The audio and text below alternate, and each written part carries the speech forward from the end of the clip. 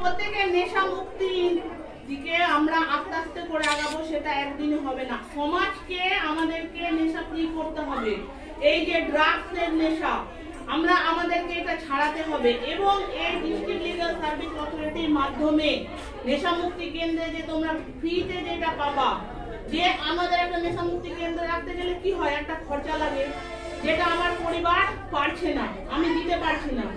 এখানে district legal service authority অফিসে যোগাযোগ করলে সেটা তোমাকে সেখান থেকে ব্যবস্থা করে দেওয়া হবে, যাতে তুমি তোমার পরিবারকে সুস্থভাবে রাখতে পারো। আবার নেশা পাচারও হচ্ছে কিন্তু এক ধরনের একটা অপরাধ, যেটা এনডিপিএস অ্যাক্টে ধরা হয়। পাচার হচ্ছে বিশাল বড় অপরাধ।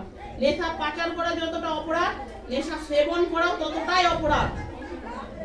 বুঝতে পারলা? এই জিনিসটাকে আমাদেরকে মাথায় রাখতে হবে। আর এই রকম যদি তোমাদের পরিবারে কেউ থাকে যারা এইভাবে নেশা নিচ্ছে বা নেশার দিকে ঢলে পড়ছে, অবশ্যই অবশ্যই ডিস্ট্রিক্ট লিগ্যাল সার্ভিস অথরিটি মানে জেলা আইনি পরিষেবা যেহেতু লেখা আছে, তো জেলা আইনি পরিষেবা কেন্দ্রে অবশ্যই যোগাযোগ করবা। তাহলে তোমরা সেখান থেকে ফ্রিতে বা বিনামূল্যে এই সমস্ত পরিষেবাগুলো কিন্তু পাবা।